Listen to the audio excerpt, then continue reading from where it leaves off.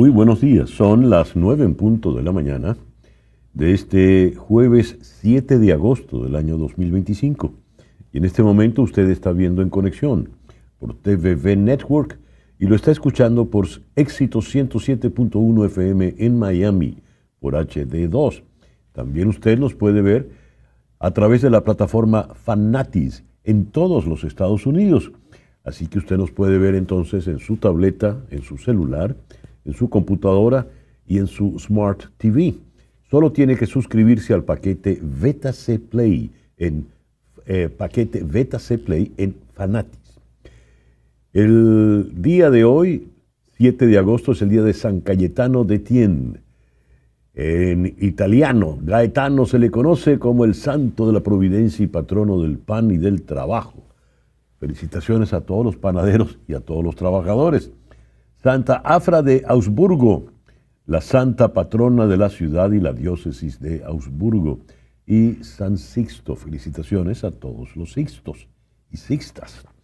En el calendario astrológico de Enrico Mariani nos dicen que tenemos a la luna creciente en Capricornio, luna de estabilidad, luna para trabajar en solitario, luna para recuperar el tiempo perdido, luna para todo aquello que requiera de mucha concentración. Es una buena luna propicia para todo lo que tiene que ver con finanzas. Esa luna, sin embargo, cambiará a las 9:18 de la noche cuando creciente entrará en Acuario. Pero de Acuario hablamos mañana. Por hoy, luna creciente en Capricornio, el Sol, por supuesto, en Leo, y todavía Mercurio retrógrado este jueves 7 de agosto del 2025. El 7 de agosto de 1819 se dio la batalla de Boyacá, la batalla del puente de Boyacá. Fue la confrontación más importante de la guerra de independencia en lo que es hoy Colombia. Entonces era la Nueva Granada. La lideró Simón Bolívar. El 7 de agosto de 1956, siguiendo en Colombia, se da la tragedia de Cali, la explosión de Cali. Explotaron 7 camiones del ejército cargados con 42 toneladas de explosivo plástico gelatinoso, dejando un cráter de 50 metros de diámetro por 25 de profundidad. Murieron por lo menos 4.000 personas, y quedaron 12.000 heridas.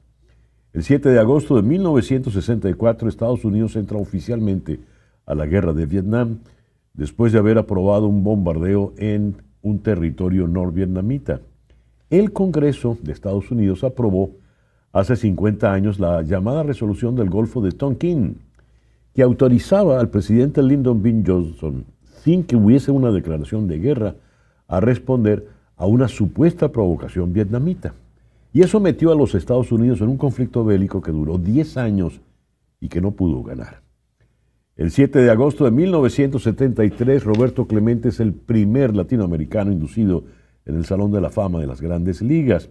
Eso ocurrió con antelación, porque antes del tiempo previsto, porque Clemente falleció, como saben, en una operación de caridad por las víctimas de un terremoto en Nicaragua. Hoy está cumpliendo 50 años la bella actriz surafricana Charlize Theron. El 7 de agosto del año 1990, Estados Unidos despliega tropas en Arabia Saudita y comienza la llamada Operación Escudo del Desierto, Desert Shield, la guerra del Golfo, bajo órdenes del presidente George Bush padre.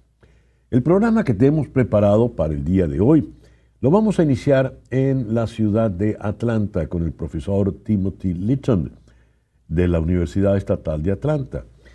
¿Qué es esto que se está hablando de la redistribución de los distritos en algunos estados con miras a las elecciones de diputados, de representantes a la Cámara de Representantes? ¿De qué se trata? Eso lo vamos a abordar con el profesor Timothy Litton. Luego vamos a conversar con el abogado Alfredo Romero, director de la ONG Foro Penal. 807 presos políticos en Venezuela. La onda represiva no ha cesado ni aún después de las últimas liberaciones, todo lo contrario. Después vamos a conversar con el profesor Genaro Beristain, profesor en la Universidad Anáhuac, allí en Ciudad de México. Con el profesor Bernstein vamos a tocar el encuentro entre el presidente ruso Vladimir Putin y Steve Witkoff, el enviado especial del presidente Donald Trump. ¿Qué acordaron allí? ¿Tendremos el alto el fuego finalmente? Después vamos a conversar con el periodista Juan Carlos Iragorri. Él ha sido un veterano de la cobertura, de la corresponsalía en la ciudad de Washington. El tira y encoge del caso Epstein. ¿Qué pasa con la señora Ghislaine Maxwell? ¿A dónde va a llegar esto? El presidente Trump está desesperado por pasar esa página, pero esa página por lo visto es imposible de pasar, incluso por las acciones de sus propios partidarios. El foro de hoy promete ser interesante. El culto a la productividad, apps, burnout y ansiedad digital. Esa obsesión que tenemos ahora de ser hiperproductivos a través de las redes. Lo vamos a tocar con Ariana Martínez Fico. Ella es coach ejecutiva y de equipos. Ella está en Pescara, Italia. Y con Lenis Toro, profesora en la Universidad Monte Ávila de Caracas, especialista en todo lo que tiene que ver con el mundo digital, especialmente el marketing digital. Después vamos a conversar con el abogado de inmigración Ángel Álvarez, aquí en la ciudad de Miami. Creciente incertidumbre para los venezolanos esperando la decisión del TPS. ¿Qué ha ocurrido con eso? ¿Qué puede ocurrir? Y vamos a cerrar con Carlos Umaña, Premio Nobel de la Paz 2017. Él es miembro de la Junta Directiva de ICANN, la campaña internacional para la abolición de las armas nucleares. A 80 años del estallido de las bombas atómicas en Hiroshima y Nagasaki, ¿en qué situación nos encontramos hoy por hoy en el mundo? Ese pues es el programa que te hemos preparado para el día de hoy. Y a las 9:07 de la mañana vamos entonces con las noticias más importantes de este jueves 7 de agosto. Los amplios aranceles del presidente Donald Trump entraron en vigor un minuto pasada la medianoche hora del este del día de hoy, justo cuando las consecuencias económicas de sus meses de amenazas se hacen visibles en la economía. Los impuestos a la importación alcanzarán un nivel no visto en Estados Unidos en casi 100 años y se espera que los estadounidenses paguen un promedio de 18.3% más por los productos importados. Esa es la tasa más alta desde 1934, según el Laboratorio de Presupuesto de la Universidad de Yale, un centro de investigación política no partidista. Más de 60 países y la Unión Europea se enfrentan a tasas arancelarias del 10% o superiores. Entre los países con tasas más altas se encuentra India. El presidente Trump anunció que le impondrá un arancel del 100% a las importaciones de chips y semiconductores para forzar que estos se fabriquen en Estados Unidos. Cito: vamos a aplicar un arancel muy elevado a los chips y semiconductores, pero la buena noticia para empresas como Apple es que si se fabrican en Estados Unidos o se han comprometido a fabricar sin lugar a dudas en Estados Unidos, no se les aplicará ningún cargo. Cita textual para Donald Trump en un evento en la oficina Oval. Apple invertirá $100,000 millones en Estados Unidos en un esfuerzo por potenciar la producción nacional y evitar aranceles. El presidente Trump anunció también un arancel adicional del 25% a la India por la compra de petróleo ruso, lo que ha intensificado las tensiones con el país más poblado del mundo. Los nuevos aranceles que entrarán en vigor el próximo 27 de agosto elevarán el arancel total sobre los productos indios al 50%, mientras otros gobiernos se apresuraron a hacer concesiones ante la avalancha arancelaria de Donald Trump. La India se ha mantenido desafiante. Por otra parte, el primer ministro de la India, Narendra Modi, visitará China este mes por primera vez desde 2018 para asistir a una cumbre multilateral. Nueva Delhi también indicó que podría flexibilizar las restricciones a la inversión de empresas chinas. Se esperaba que el Poder Ejecutivo suizo, el Consejo Federal, celebrara una reunión extraordinaria hoy por la tarde tras el regreso de la presidenta Karin Keller-Sutter y otros altos funcionarios suizos que estuvieron en Washington, viaje organizado de manera apresurada, que inicialmente pareció dar pocos resultados en un intento por evitar la imposición de aranceles estadounidenses del 39% a los productos producidos en Suiza. En su cuenta X, la señora Keller-Sutter publicó fotos de reuniones con el secretario de Estado Marco Rubio, con quien su equipo discutió aranceles y otros temas, así como con líderes empresariales estadounidenses y suizos. No hizo referencia a ningún acuerdo para reducir los aranceles estadounidenses a los productos suizos que se encuentran entre los más altos impuestos a cualquier país que haya impuesto la administración Trump. Los presidentes de Rusia, Vladimir Putin, y el presidente Donald Trump se reunirán en los próximos días, según anunció hoy jueves el asesor del Kremlin para política internacional, Yuri Ushakov. Destacó que la propuesta de celebrar una cumbre entre Putin y Trump es de la Casa Blanca, cuyo emisario especial, Steve Witkoff, se reunió ayer con el líder ruso en el Kremlin. Cito, lo importante es que esta reunión sea exitosa y productiva, subrayó el Kremlin. En cuanto a una futura reunión entre ambos mandatarios y el presidente ucraniano Volodymyr Zelensky, también puesta sobre la mesa por Witkoff en el Kremlin, cito, la parte rusa dejó esa posibilidad totalmente sin comentarios. Eso dijo Ushakov, quien describió como constructiva la reunión del emisario de Trump con Putin, y agregó, considero que ambas partes pueden sentirse satisfechas con el resultado de la conversación. Fin de la cita. Por su parte, el presidente Trump calificó ayer de altamente productivas las conversaciones entre el enviado Steve Witkoff y Vladimir Putin a propósito de la guerra en Ucrania. Cito, todos estamos de acuerdo en que esta guerra debe llegar a su fin y trabajaremos para lograrlo en los próximos días y semanas. Eso dijo textualmente Donald Trump. Se espera que Israel apruebe hoy un nuevo plan para tomar el control de Gaza con el fin de destruir completamente a Hamas y asegurar la liberación de rehenes, a pesar de la férrea oposición y las advertencias sobre el agravamiento de la crisis humanitaria en el enclave. La operación podría durar hasta 5 meses e implicaría un esfuerzo por fases que incluiría operaciones militares y un mayor apoyo humanitario, según informaron medios israelíes. Sin embargo, varios ministros e incluso el jefe militar israelí han advertido contra el plan.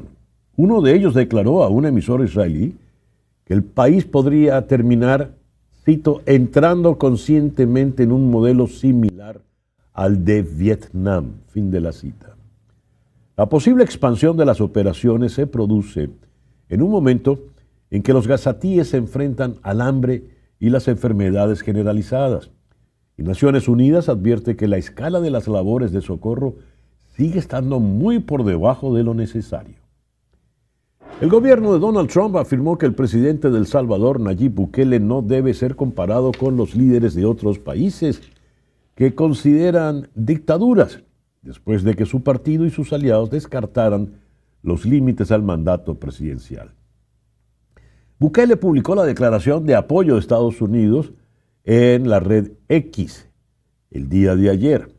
El Departamento de Estado, en una declaración escrita, señaló que la reforma constitucional que elimina los límites al mandato en el país centroamericano fue realizada por un Congreso elegido democráticamente y que les corresponde decidir cómo debe gobernarse su país.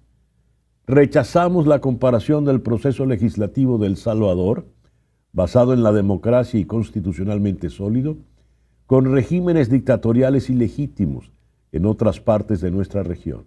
Cita textual del comunicado del Departamento de Estado del señor Marco Rubio. El sargento Cornelius Radford, quien trabajaba en logística automatizada, abrió fuego contra sus compañeros ayer en Fort Stewart, una instalación del ejército en el sureste de Georgia, dejando a 5 soldados heridos, pero en condición estable, según oficiales del ejército.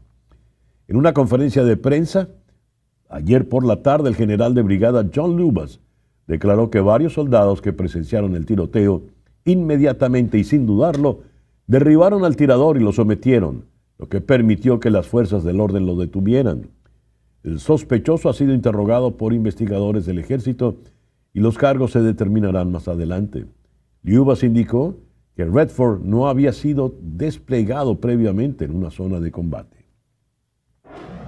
Casi 7 de cada 10 ucranianos ahora desean un fin negociado de la guerra con Rusia, según una nueva encuesta de Gallup, mientras Donald Trump sigue presionando a Vladimir Putin para que se siente a la mesa de negociaciones. El apoyo ucraniano a continuar la guerra hasta una posible victoria se ha desplomado al 24%, frente al 73% de 2022, según la encuesta. La opinión de los ucranianos sobre el liderazgo estadounidense también se ha desplomado. Solo el 16% la aprobó en la encuesta realizada el mes pasado, frente al 66% de 2022.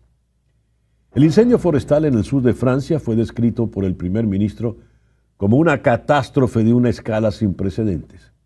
Más de 2.100 bomberos y varios aviones cisterna combatían el incendio, el cual comenzó la tarde del martes en la localidad de Ribot, en la región de Aude, en una zona rural y boscosa que alberga viñedos. El incendio, que ha consumido 16.000 hectáreas, seguía muy activo en el día de ayer y continuaba avanzando, según explicó el gobierno local. El incendio de esta semana es el más grande desde que se creó una base de datos nacional de incendios en el 2006, según el Servicio Nacional de Emergencias. Jen Powell se convertirá en la primera árbitra en dirigir un partido regular en la historia de las grandes ligas del béisbol. La señora Powell ha arbitrado en ligas menores durante casi una década y muchos de sus colegas predijeron que sería la primera mujer en alcanzar la cima. A pesar de este gran avance, el béisbol ha tardado en romper la barrera de género, ya que las árbitras se han consolidado desde hace tiempo en otras ligas deportivas. La NBA tuvo su primera árbitra en 1997 y la NFL en el 2012, mientras que ahora hay docenas de árbitras en el fútbol internacional, con un aumento del 113% desde el 2020. Y una mala noticia: el gran pianista, compositor y arreglista Eddie Palmieri falleció ayer miércoles a los 88 años de edad. Nacido el 15 de diciembre de 1936 en el Bronx, Nueva York, de padres puertorriqueños, Palmieri fundó varias orquestas. La primera fue La Perfecta, uno de los primeras agrupaciones de salsa. Ganó 3 premios Grammy. Fundó La Perfecta con el trombonista Barry Rogers y el cantante Ismael Quintana. Publicó su primer disco en 1962. En 1971 grabó el disco Eddie Palmieri and Friends in Concert Live at the University of Puerto Rico, que para muchos es un disco, si se quiere, histórico. Sin lugar a dudas, Eduardo Palmieri, Eddie, fue quizá el líder más importante de la vanguardia de la música, conocida como salsa en el mundo, y su muerte pues es realmente lamentada en el mundo de la salsa, en el mundo del jazz y en la música en general. Su último disco, bajo el título Contraluz, fue publicado apenas el pasado mes de mayo. Paz a su alma. El reloj indica 9:20 de la mañana, una pequeña pausa. No, tengo que ir con el editorial. Discúlpenme el pequeño lapsus. Leo esto en Efecto Cocuyo. Un grupo de 50 mujeres que integran el Comité de Madres en Defensa de la Verdad en Caracas denunció agresiones y el robo de sus pertenencias frente a la sede del Tribunal Supremo de Justicia, donde realizaban una vigilia para pedir la liberación de sus hijos, presos políticos, de las protestas postelectorales del año 2024. En una nota de prensa del colectivo de derechos humanos, detallaron que alrededor de 70 personas encapuchadas y armadas las agredieron la noche del pasado martes 5 en las inmediaciones del Tribunal Supremo. donde esperaban reunirse con la presidenta del tribunal, Carislia Rodríguez, quien no las recibió. En el lugar, dicen, había contingentes de la Policía Nacional Bolivariana y el GAES, que se retiraron de la vigilia a las 9:30 de la noche. Y poco tiempo después llegaron las personas en motocicleta, otras a pies, y comenzó la agresión y la guerra. Robaron carteras, documentos de identidad, teléfonos, llaves, carpas, arrastrando por el piso a quienes no querían entregar sus pertenencias.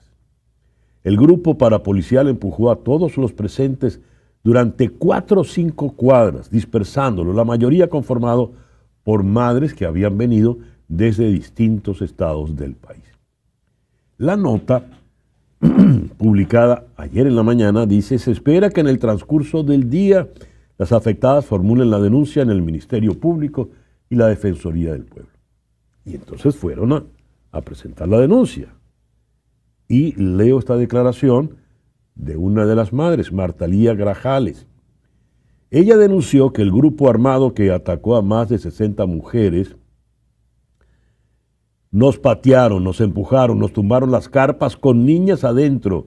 A una compañera le arrebataron su bebé de los brazos. Cuando fueron a denunciar los hechos al Ministerio Público y el CICPC, fueron rebotadas entre instituciones. Nos dijeron que no podían tomarnos la denuncia si no llevábamos la caja y la factura de los teléfonos robados. Agregó que la agresión ocurrió luego de exigir respuestas a la falta de revisión de cientos de casos judiciales de los presos políticos. Sabemos que en el Tribunal Supremo de Justicia hay cámaras de seguridad y exigimos que se investigue, dijo Martalía Grajales. No solo sus hijos están presos de manera injusta y arbitraria, ilegal, hacen la vigilia de protesta pacífica y vienen las patotas, los colectivos paramilitares de la dictadura venezolana a robarles, golpearlas, arrastrarlas, y cuando van a poner la denuncia viene la burla. Si usted no me trae la factura del teléfono celular, yo no puedo procesar la denuncia. Qué manera de burlarse de un país, ¿eh? Qué manera de humillarlo, qué manera de escupirlo. 9:23 de la mañana, una pausa y ya regresamos con nuestra primera entrevista. Son las 9:27 de la mañana, hora del este, aquí en los Estados Unidos. ¿En qué consiste esta batalla que se está dando en el escenario político de los Estados Unidos de la redistribución de los circuitos electorales? Ha comenzado en el estado de Texas por iniciativa del gobernador Greg Abbott, y la reacción en algunos estados gobernados por demócratas ha sido la misma. En Illinois, en California y en el estado de Nueva York. ¿De qué estamos hablando? Vamos a la ciudad de Atlanta, donde está el profesor Timothy Litton de la Facultad de Leyes de la Universidad Estatal de Georgia. Timothy, muy buenos días. Muchísimas gracias por atendernos en la mañana de hoy. Buenos días. ¿Nos podría explicar, Timothy, cuál es esta discusión de la redistribución de los circuitos electorales? Cada 10 años después del censo hay una redistribución de distritos para los representantes del Congreso para considerar los cambios demográficos en cada distrito. Y de esa manera se puede balancear cada 10 años según el censo, el tamaño de cada distrito. Y cada distrito ahora tiene más o menos 760,000 personas. Lo que está pasando ahora es que la administración de Donald Trump está tratando de presionar a los oficiales en Texas de hacer una redistribución, no después del censo ahora, sino ahora, antes del censo, antes de las elecciones intermedias, y quieren hacerlo para protegerlos contra la reacción del pueblo en el voto. Entonces, lo que está pasando ahora en Texas es una redistribución, pero a tiempo especial, y bajo la sospecha que tiene que ver con el intento de diseñar los distritos para favorecer a los republicanos. Y la reacción en el Partido Demócrata, el gobernador Pritzker en Illinois, Newsom en California, la señora Hochul en Nueva York, ¿qué es lo que ellos están planteando entonces? Hay una historia en los Estados Unidos, tanto por los demócratas como por los republicanos, de manipulación de los distritos de representantes del Congreso. Entonces, en varios estados como California y Nueva York, habían esfuerzos con éxito de cambiar la manera de dibujar los distritos. Entonces, en California y en Nueva York utilizan comisiones neutrales que son encargados de diseñar y dibujar las fronteras de cada distrito. Y de esa manera sacan la influencia de los partidarios en las legislaturas. Pero en reacción de lo que está pasando en Texas, con el pleno esfuerzo de manipular los distritos a favor de los republicanos, los gobernadores en California y Nueva York han dicho que van a poner enfrente de los votantes cambios en sus propios distritos afuera del proceso de las comisiones para tratar de balancear los cambios que están planificando en Texas.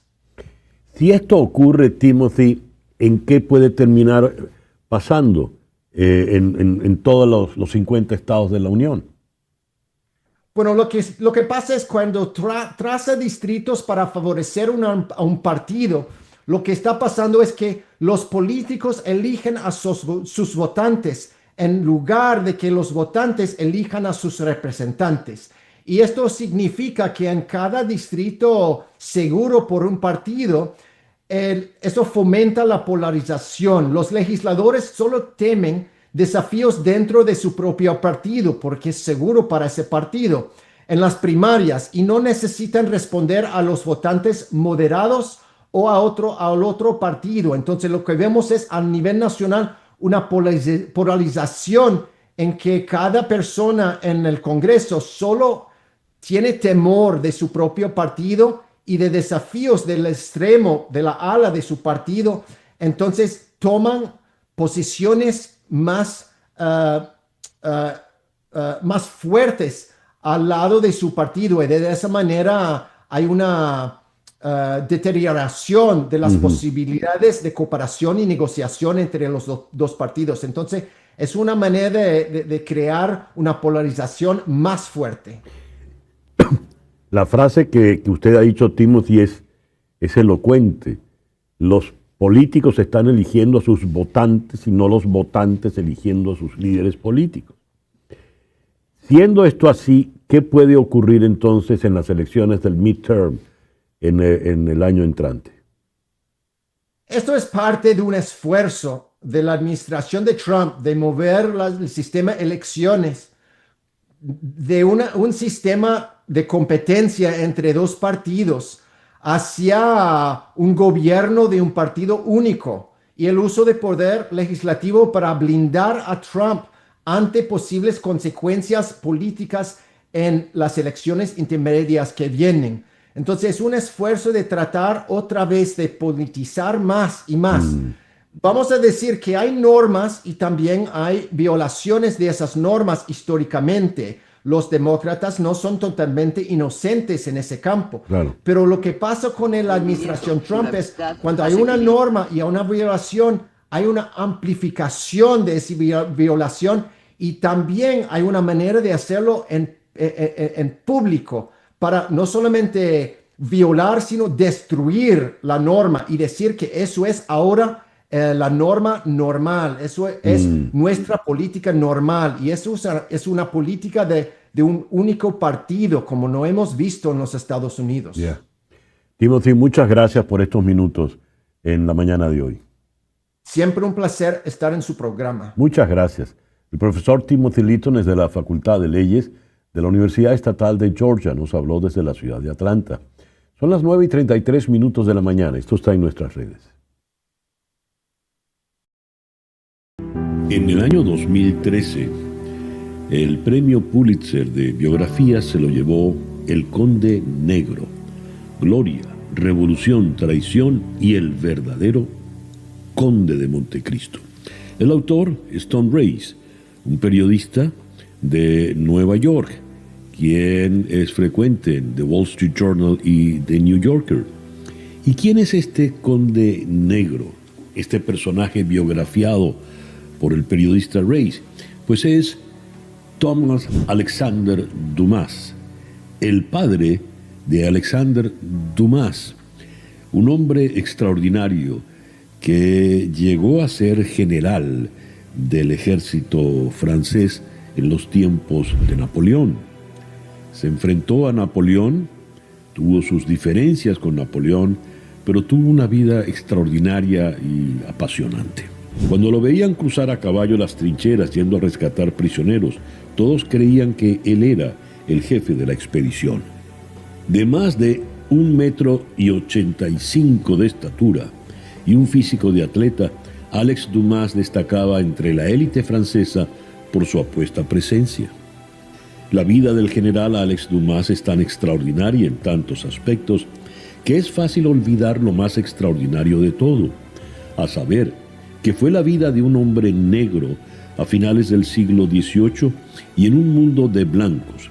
El libro El Conde Negro, de Tom Race, es una extraordinaria manera de repasar los últimos años de la monarquía francesa, repasar Versalles, repasar todo lo que fue esa sociedad y luego poder conocer lo que vino durante la Revolución y después el surgimiento de Napoleón, en la consolidación del imperio. Y en todo este proceso, Alex Dumas es un personaje de primer orden. El Conde Negro es una biografía que se lee como una novela de aventuras, firmada nada menos que por Alejandro Dumas. El Conde Negro, Gloria, Revolución, Traición y el verdadero Conde de Montecristo, de Tom Race, editado en castellano por Anagrama, Premio Pulitzer de Biografía del 2013. La traducción es de Daniel Nahmías. Son las 9:36 de la mañana. Hablamos ahora con el doctor Alfredo Romero, abogado, director de la ONG Foro Penal venezolano. Alfredo, muy buenos días. Muchas gracias por atendernos en la mañana de hoy. Buenos días, César Miguel. Siempre un gusto. Alfredo, ustedes implantaron la figura de la puerta giratoria. Cuando venía algún tipo de liberación o de excarcelación, mejor dicho, entraban nuevos presos políticos en Venezuela. Después de la última negociación que dejó 10 prisioneros norteamericanos en libertad, vinieron los que estaban presos en El Salvador y se había prometido 80 presos políticos liberados o excarcelados, que no sé si esa cifra se cumplió. Ha venido un nuevo río interno de presos políticos. ¿Cuál es la situación a la fecha de hoy cuando estamos conversando? Sí, bueno, allí hay 3 puntos importantes, ¿no? Primero, ciertamente hubo un grupo de excarcelaciones recientes, vamos a llamar de venezolanos, porque los americanos fueron pues liberados porque pues no tienen un proceso pendiente en Venezuela porque no vuelven a Venezuela. Pero no se produjeron de estas excarcelaciones venezolanas las 80 que al menos así se había indicado. Nosotros contabilizamos aproximadamente 57 concretamente excarcelaciones, lo que falta un grupo importante, ya que los otros que se decía habían sido escarcelados, o al menos así había una lista rodando, eran personas ya escarceladas previamente o que no eran presos políticos, ¿no? Es un punto. En cuanto a la puerta giratoria, hay 2 puntos allí. Ciertamente ha habido nuevas encarcelaciones, pero digamos, ese concepto de puerta giratoria que estaba basado en el costo político de la represión, es decir, que mientras más había presos políticos se intentaba escarcelar personas y encarcelar otras para que el número de presos se mantuviera en un número, digamos, balanceado entre 300, 200 personas. Hoy día esa puerta giratoria ha quedado un poco estancada en el sentido de que ya el costo político del preso político ya no es un costo, ya es un beneficio. ¿En qué sentido? En que lamentablemente con estas políticas de diplomacia, digamos, casi de guerra, de que se intercambian presos por otros o se intercambian presos por algunos beneficios, llámese económicos o políticos, ha traído como consecuencia que ya el preso político sea un beneficio y se mantenga allí.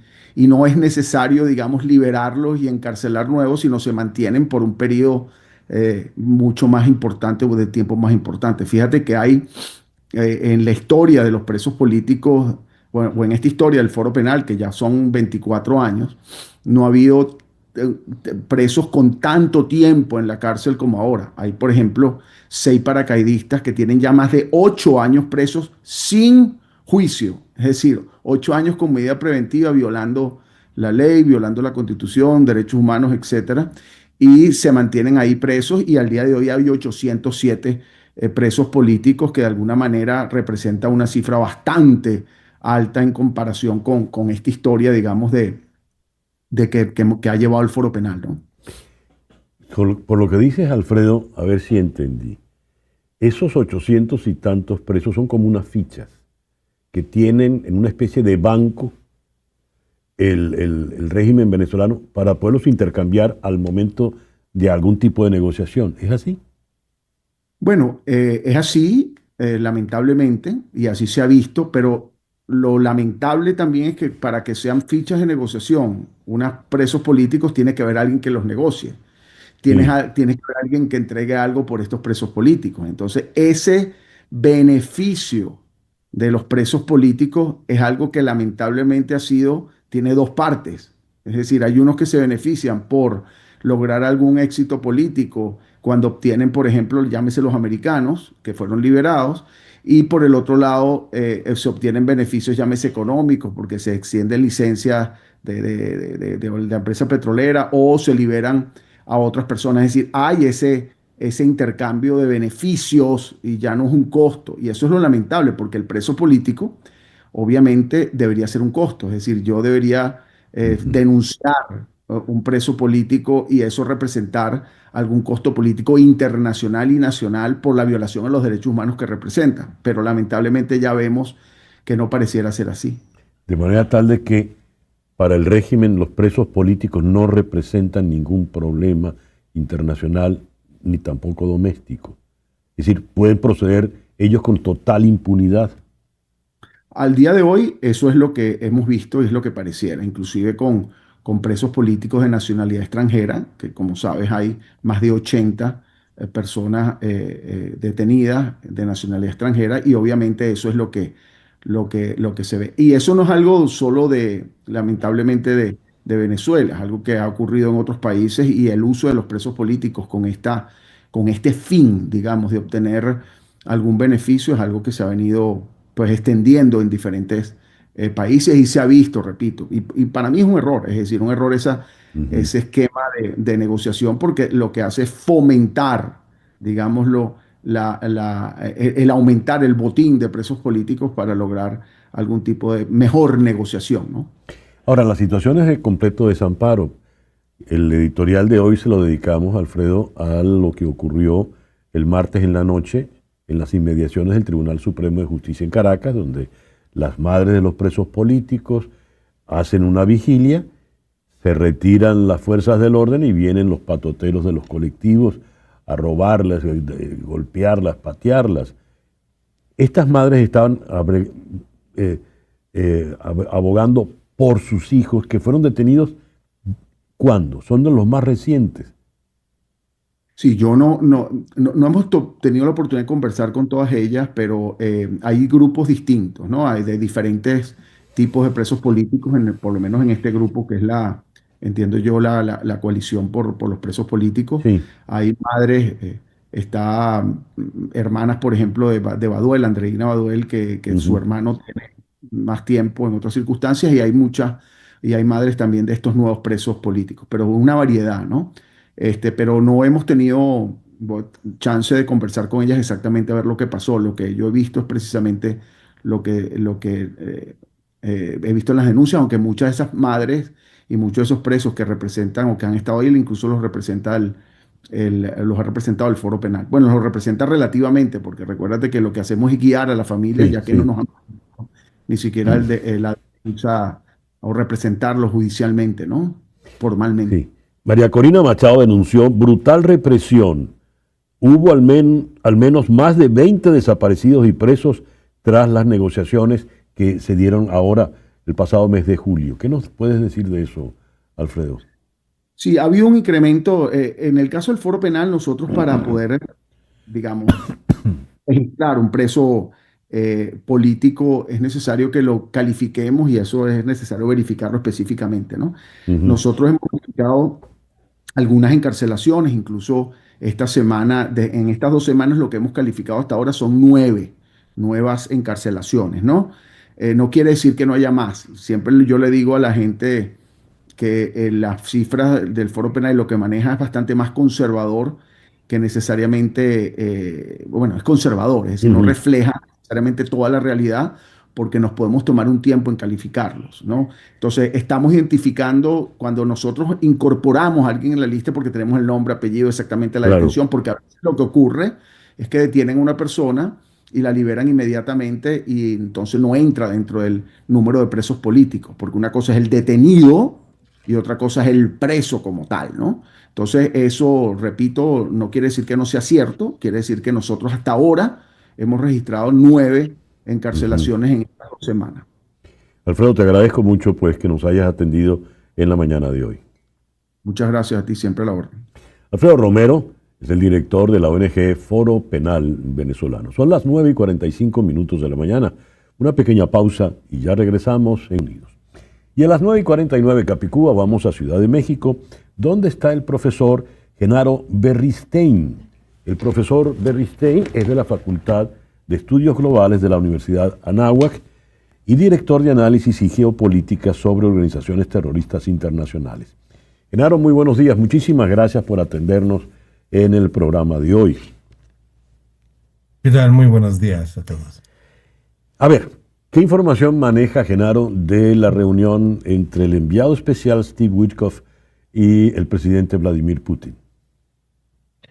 Bueno, todo apunta a que fue una reunión que va a explotar mediáticamente el presidente de Estados Unidos, el señor Donald J. Trump, porque en el sentido de darle a su electorado una victoria mediática y buscar una reunión personal con Vladimir Vladimirovich Putin para ir avanzando en la cuestión de la pacificación en el conflicto de Ucrania. En este sentido, es muy posible que bueno, lo que ha trascendido es que haya una tregua aérea, pero seguirá avanzando el conflicto, seguirá teniendo enfrentamientos el ejército ucraniano con respecto al ejército ruso, pero lo que se logrará de esta reunión es evitar los ataques mediante drones o la fuerza aérea rusa en contra de objetivos en el suelo ucraniano. Hasta el momento es lo que se ha podido reservar, porque pues obviamente tiene que regresar el enviado estadounidense para analizar el paquete de opciones que seguramente le dio la parte rusa y desde ahí se empezarán a desprender la ruta crítica para llegar a un encuentro entre Vladimir Putin y Donald Trump. ¿Y se dará ese encuentro definitivamente entre los dos líderes? Lo más probable es que sí, a Ujú. los dos líderes les conviene, sobre todo al señor Donald Trump le conviene muchísimo y sobre todo ir acercando los puentes de comunicación precisamente para ya alcanzar un cese definitivo. Todo apunta a que Ucrania ya se está quedando sin cartas, no tiene capacidades de movilización más de las que ya ha explotado y seguramente pues la reunión va a ser bastante productiva, digamos, en el sentido político para el electorado de ambos lados, ¿no? Pues, de todos modos, se reúnan o no se reúnan, el señor Vladimir Putin no va a soltar el dedo del renglón y continuará presionando para que se cumplan los objetivos desde que se inició la operación militar especial. En el Kremlin, la impresión es que no van a dar una definitiva hasta que no vean la reacción del presidente Trump, una vez que le haya informado plenamente el señor Witkoff. Ahora, hay una fecha tope, hay un ultimátum, un deadline con el tema arancelario. ¿Qué considera usted que haya podido, que sean las ofertas, los planteamientos rusos? Bueno, básicamente Rusia le va a tener que dar algo que el señor Donald Trump pueda vender como un éxito, digamos, diplomático. Pero si hay algo que nos queda claro son dos factores fundamentales. El primero es que Donald Trump primero amenaza y después se retrae, ¿no? Dice los aranceles van al 5000% y luego baja a los aranceles. La fecha límite es este martes y después desaparece la fecha límite. O sea, Sí. no hay nada claro con las declaraciones del señor Trump. Y muchas veces los hace a través de su red social, con lo que pues no sabemos si son realidad o bueno, hemos yendo aprendiendo en este sentido o hemos estado aprendiendo Ya. que el señor Trump gobierna desde su red social, ¿no? Sus mensajes, digamos, oficiales son a través de esta red social.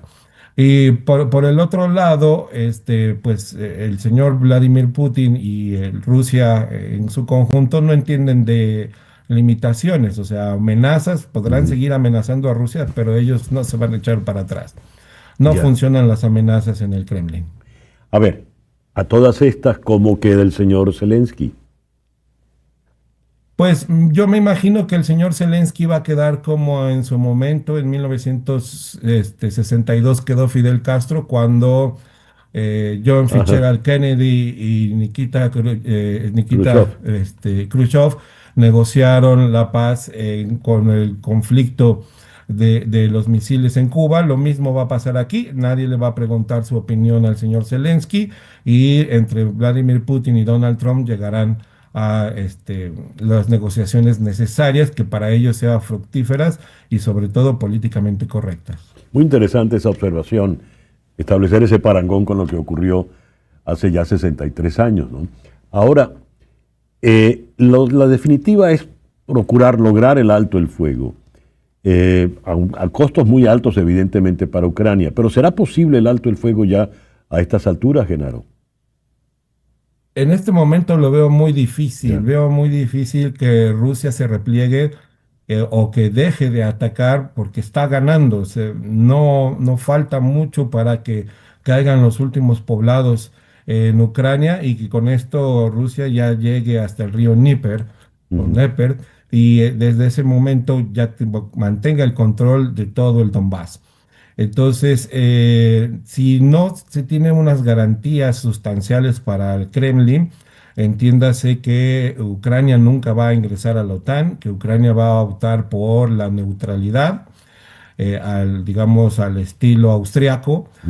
No va a haber forma en que Rusia se detenga. Tiene que Rusia tener salvaguardas sustanciales, pero tenemos el antecedente de los acuerdos de Minsk, donde Alemania y Francia fueron garantes y que pues no se cumplieron estos acuerdos. Entonces no tiene en este momento Rusia las garantías de firmar un acuerdo con los europeos, al menos, porque los europeos no han dado cara para pues, Sí. a ser honestos en sus tratados. Entonces, pues en el sentido estricto, solamente Rusia se puede fiar de Estados Unidos, porque a final de cuentas Estados Unidos está imponiendo el control en Europa, y hasta que no tenga por escrito el Kremlin algo sólido, no va a detener.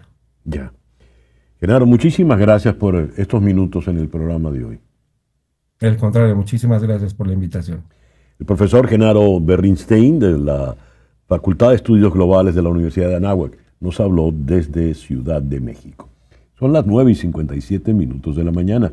¿Quién ganará la carrera global de los robotaxis?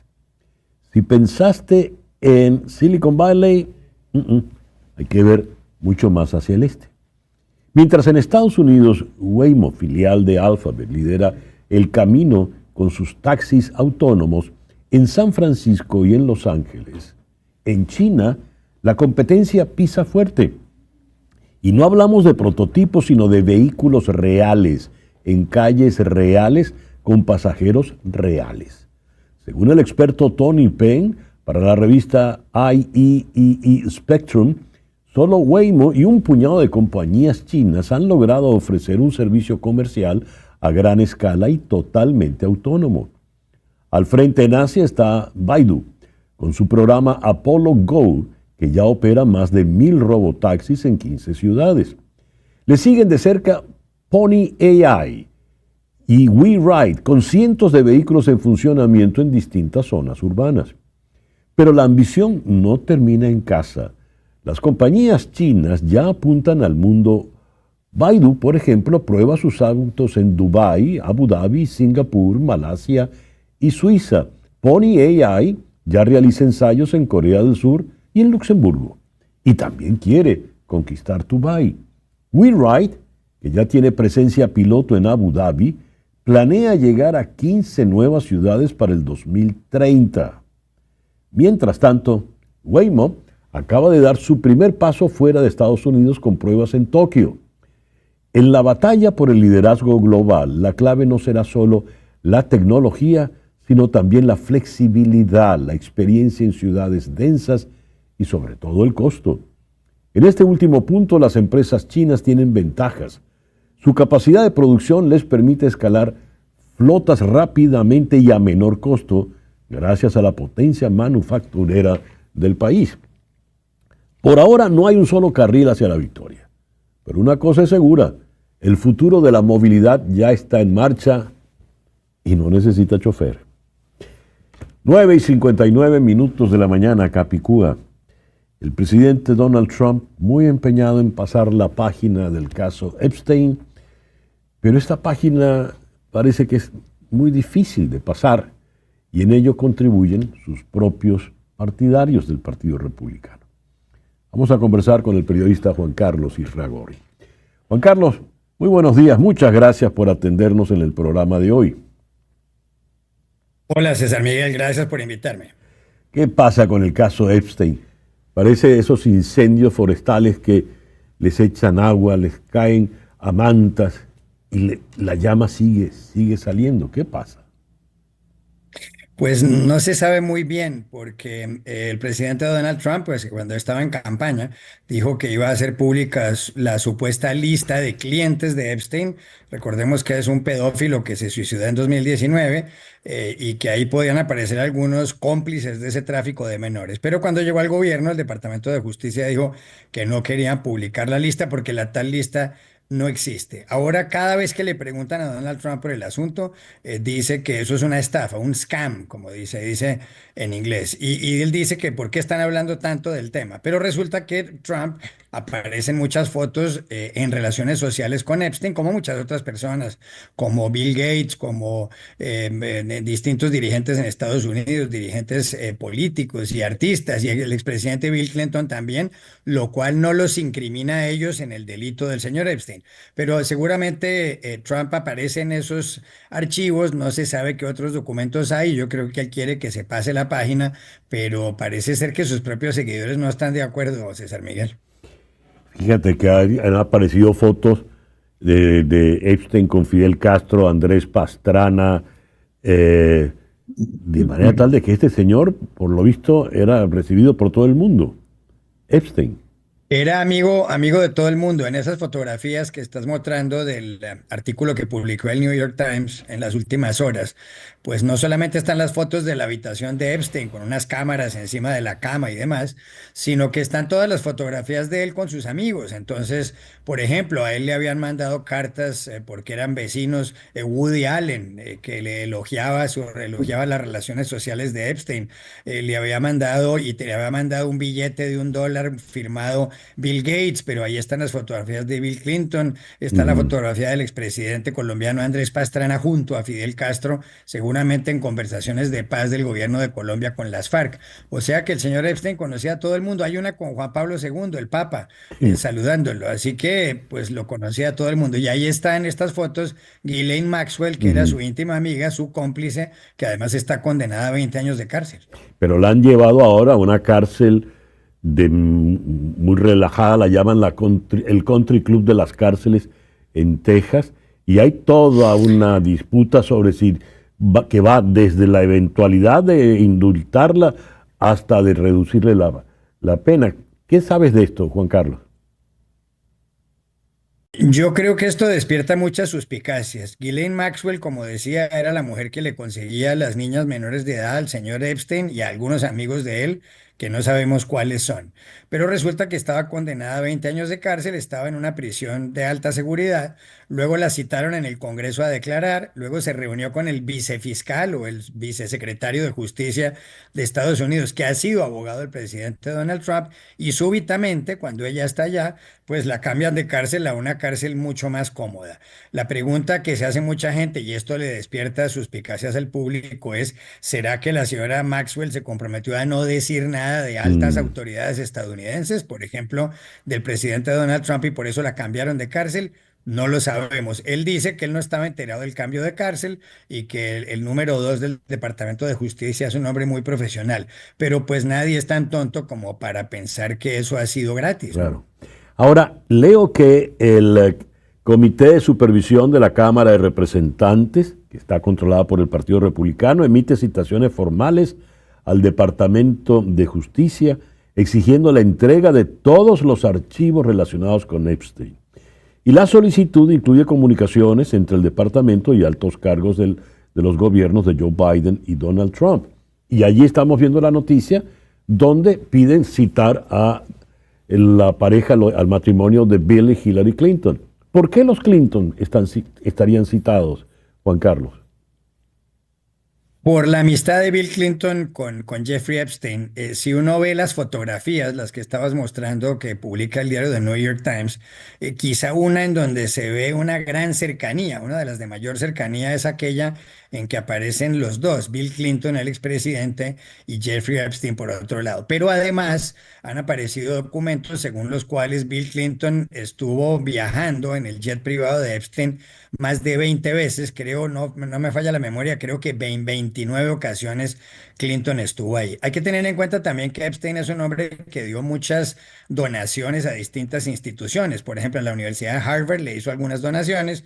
No sé si a la Fundación Clinton también. Incluso otro de los que salen en las fotografías es Larry Summers, que no solamente fue miembro del gabinete ministerial en Estados Unidos, sino rector de la Universidad de Harvard. Ahí está la fotografía, ahí la estamos viendo y uno se da cuenta de que hay gran camaradería entre Epstein y Clinton. Repito, esto en ningún momento quiere decir que Clinton hubiera estado vinculado con menores de edad. Hay que esperar a ver que Ujú. publiquen todos los documentos, a ver qué se sabe de tanta gente.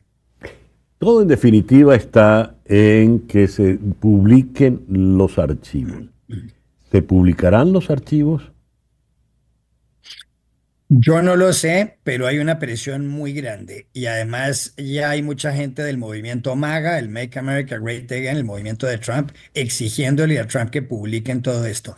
¿Cuál es el origen del lío realmente? Recuerden que en la primera campaña de Donald Trump, los trumpistas dijeron que en Washington, en una pizzería que queda en Connecticut Avenue, donde yo he ido muchas veces como corresponsal, que en el sótano de la pizzería estaba Hillary Clinton, que era candidata presidencial y que ahí hacían cosas con menores de edad, que los violaban y que abusaban de ellos. Ujú. Entonces, ese fue un invento contra Hillary Clinton y por supuesto por eso los de MAGA dicen que todo lo que tenga que ver con menores de edad se tienen que saber y por eso le exigen a Trump que publiquen los folios de Epstein. Yo la verdad no me atrevo a apostar si van a publicar todos los documentos que tenía Jeffrey Epstein, César Miguel. El tiro puede salir por la culata, como dice el viejo refrán. Así es, así es. Yo no sé si eso es pegarse un tiro en el pie, ¿no? No lo sé. Bueno, es la expresión que más se está comentando. De ahí que estén citando entonces a la señora Hillary. Y la señora Maxwell es, por lo visto, la que tiene en este momento dirían coloquialmente, la llave de los truenos, ¿no? Porque ella fue la que vio Sí, todo. sí, porque Ghislaine Maxwell, hija además de un magnate de las comunicaciones, de Robert Maxwell, pues fue novia de Epstein, también peleó con él, pero era quien le suministraba, quien les conseguía estas menores de edad ahí se ve a ella en fotografías con Epstein, pero además ella está en una foto muy comprometedora en donde sale ella con Virginia Giuffre, una joven que ya siendo adulta y mayor se suicidó recientemente en Australia, y Virginia Giuffre es la que aparece con el príncipe Andrew, el tercer hijo, del tercero de los 4 hijos de la reina Isabel de Inglaterra, que además tuvo que pagar un dinero para evitar que continuara el proceso en su contra. Entonces la señora Maxwell es la que sabe todo. Es decir, muerto Mm, Epstein, la que tiene todos los secretos es Ghislaine Maxwell. Su silencio vale oro, literalmente. Eh, Puede ser un traslado de una cárcel, quizá un indulto, quizá mucho dinero. No sabemos cómo va a terminar esto. Juan Carlos, muchas gracias por atendernos en el programa de hoy. Gracias, César Miguel. Muchos saludos. Juan Carlos Iragorri, un periodista veterano, corresponsal en la ciudad de Washington. 18 minutos de la mañana, una pequeña pausa y ya regresamos con nuestro foro del día de hoy. El culto a la productividad, apps, burnout, ansiedad digital. Esto es En Conexión. El culto a la productividad impulsado por el uso constante de aplicaciones y la cultura de la hiperconexión está generando efectos negativos en la salud mental, como el burnout digital y la ansiedad. Este fenómeno se caracteriza por el agotamiento, la despersonalización y la reducción de la eficiencia laboral, afectando tanto a nivel individual como organizacional. Ese es nuestro foro de hoy. Para abordarlo vamos a contar en Pescara, allá en Italia, con Ariana Martínez Fico, coach ejecutiva y de equipos, y en Caracas con la profesora Lenis Toro, magíster en negocios digitales en la Universidad Monte Ávila. Ariana, Lenis, muchísimas gracias por estar con nosotros en el programa de hoy. Bueno, gracias por la invitación, César Miguel. A ver, ¿qué es esto del culto a la productividad? Burnout digital, ansiedad digital. Vamos a comenzar con Ariana, que está al otro lado del océano. Por favor, Ariana. Bueno, muchísimas gracias por esta invitación.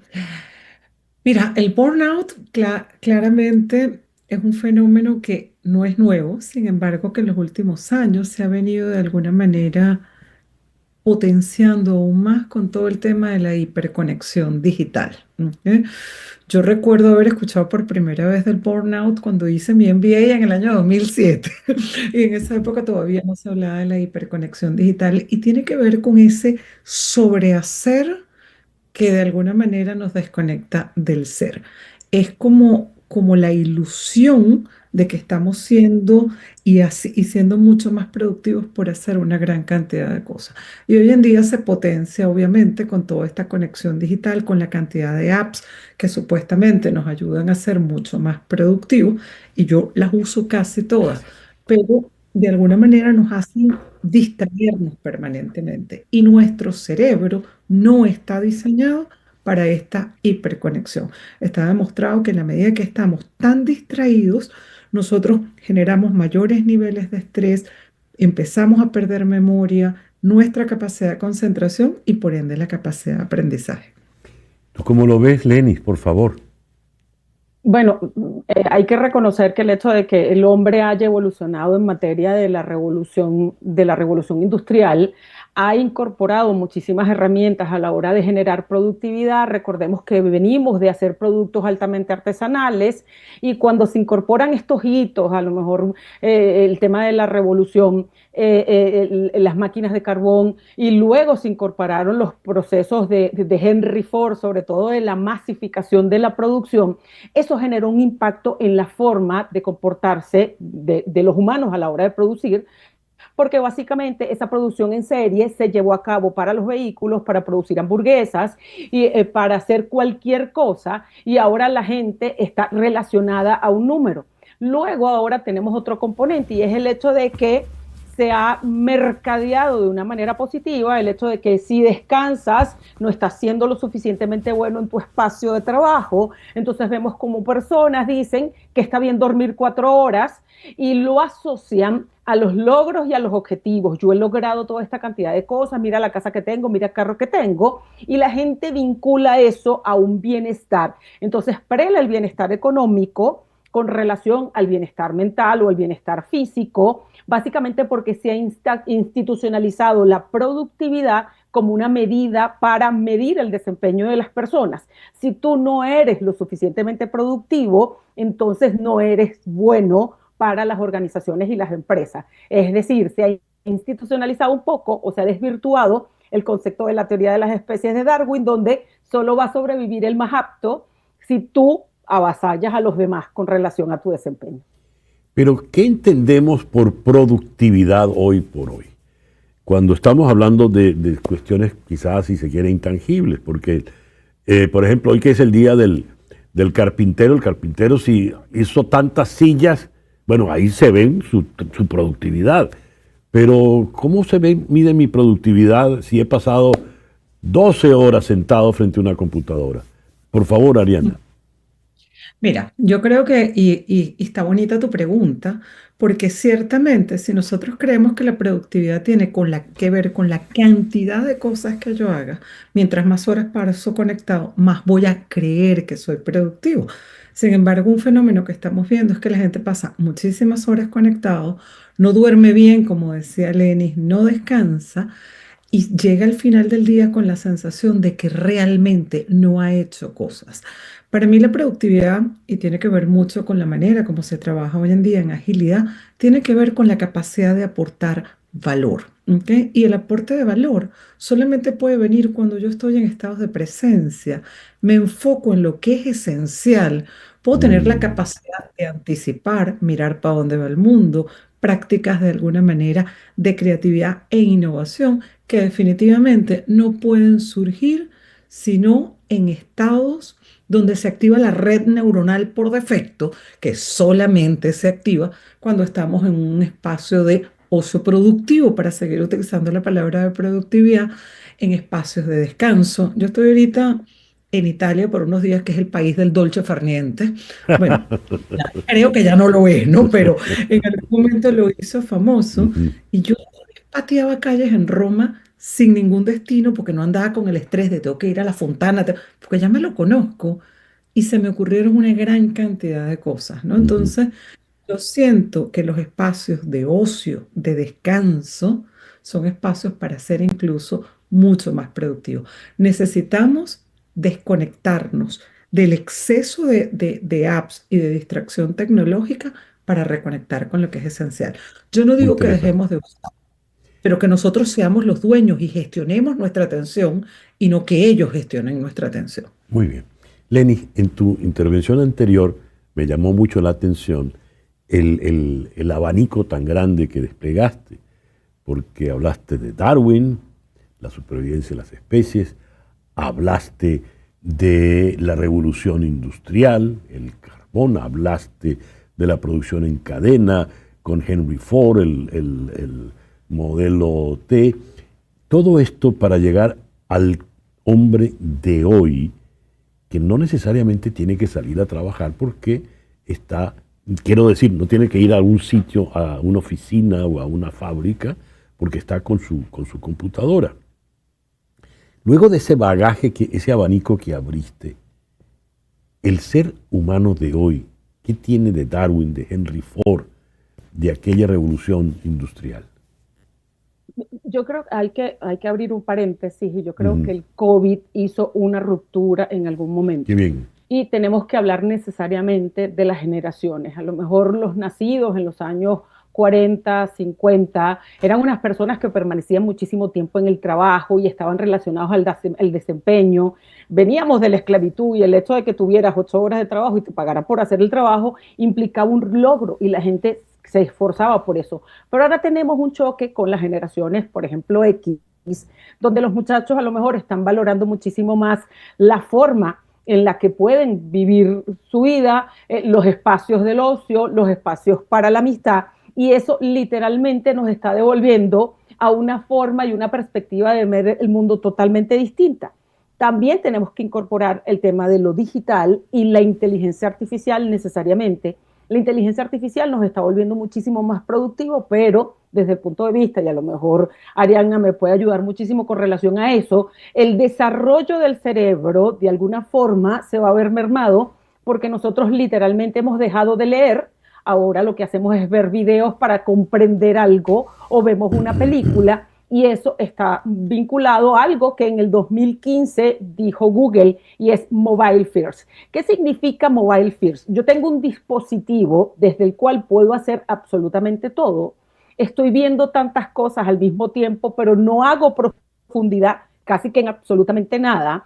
Hay una sobreinformación de muchísimas cosas. Han aparecido expertos en cualquier área literal. Y una de las cosas que está sucediendo es que al tener tanto impacto las redes sociales, la gente se comienza a creer todo lo que se dice en el ámbito digital y comienzan a aparecer esquemas de comparación, esquemas de me quiero parecer a o quiero ser el influencer que tenga tal cosa, y en función de eso hay una distorsión de lo que es esencial en la vida, y los humanos vinimos a la vida para aprender, para equivocarnos, para socializar, para compartir, para vernos el rostro, para tener amigos, para trabajar y producir, pero que eso no sea lo único que tengamos que hacer en la vida. Y eso es una sobrevaloración de los activos que tenemos, es una sobrevaloración del poder de compra, y eso literalmente es una postura para aumentar la productividad después de la Segunda Guerra Mundial. Muy interesante lo que ha dicho Lenis. Con relación a esa reducción, no sé si es del cerebro, pero en todo caso de nuestra capacidad de conocimiento. Por ejemplo, cuando yo era joven, claro, cuando yo era joven todo era mejor, ¿verdad? Yo era joven. Pero cuando yo era joven, yo por ejemplo recordaba todos los números de teléfono de todas mis personas con las que yo me relacionaba.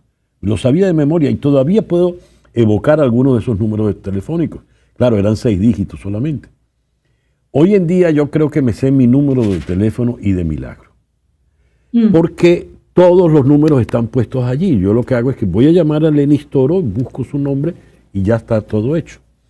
Eso se puede dar en todos los otros, en muchos aspectos del conocimiento y de nuestra cotidianidad. Ya Lenis lo dijo, no estoy leyendo porque un video me puede resolver tantas cosas. Y tú, Arianna, mencionaste el desconectarse para poder ganar. ¿De qué manera nos desconectamos en un momento donde no me sé los números telefónicos de nadie si no tengo el celular a la mano? Bueno, interesante tu pregunta. Yo varias veces he dicho eso. O sea, con la digitalización hubo capacidades a las que renunciamos. Y a mí con el tema de la inteligencia artificial siempre me hago la pregunta, ¿a qué capacidades estoy dispuesta a renunciar? Definitivamente a la capacidad de analizar, no. A la capacidad de leer, no. A la capacidad de escribir, tampoco. A la capacidad de investigar y de poder concluir, ¿ok? De poder sacar mis propias conclusiones, son capacidades a las que yo no quiero renunciar. En ese sentido, yo recomiendo profundamente en la mirada de Ethan Mollick, que es de la Universidad de Stanford, experto en temas de inteligencia artificial e innovación, y es el llamado la cointeligencia, lo llama cointelligence, que tiene que ver cómo trabajar con la inteligencia artificial a favor tuyo, ¿ok? Pero no que ella te domine. Necesitas desarrollar criterio. Yo creo que hoy en día la gente más joven, ¿ok?, requiere mucha mentoría de los millennials, ¿ok? Yo diría que los millennials o centennials requieren mentoría, y nosotros también de ellos. Necesitamos aprender de muchas de las cosas que nos traía Lenis, pero nosotros necesitamos también apoyar a esta gente a utilizar la tecnología con sentido y con criterio, que nosotros seamos los dueños y los gestores de la tecnología y no al revés. Y volviendo a tu pregunta, ¿cómo desconectar? Momentos y espacios sin pantallas, ¿ok? Momentos al día. Mira, en Venezuela tenemos un refrán que a mí me encanta, que es cambiar los cauchos con el carro andando, ¿ok? Yo no estoy diciendo que nos vamos a desconectar totalmente del teléfono. Yo también salgo y me doy cuenta que a veces no puedo salir sin el teléfono, porque no me sé el teléfono de nadie. Necesito el Google Maps para que me dé una dirección. El tema es que no podemos estar permanentemente apagados. Yo, Ujú. por ejemplo, escribo artículos quincenales y yo uso técnicas antiguas como Pomodoro, que es 40 minutos sin distractor y me instalo y hasta que no terminan los 40 minutos no me detengo. O sea, hacer pequeñas pausas y de alguna manera es como pausas estratégicas. Yo podría decir otras más. Yo soy meditadora, Ujú. medito todas las mañanas. Es algo que yo creo que es importante. La meditación es al cerebro lo que es el gimnasio a nuestro cuerpo, ¿no? Es ejercitar el músculo del foco, de la concentración, de la ambición serena que tanto habla tu amiga Andreina, Ujú. y tiene que ver también con la capacidad de poder reconectar con lo que es esencial para a partir de ahí ser incluso mucho más productivos, pero a la vez mucho más felices, ¿ok?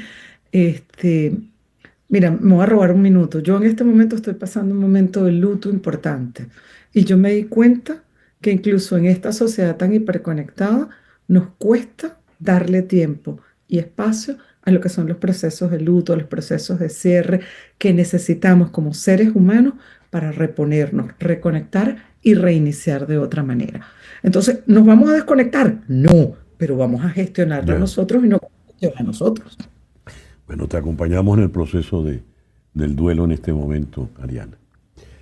Lenny, hay algo interesante. Tú tienes la experiencia docente por el contacto que tienes con esa generación X en la Universidad Monte Ávila.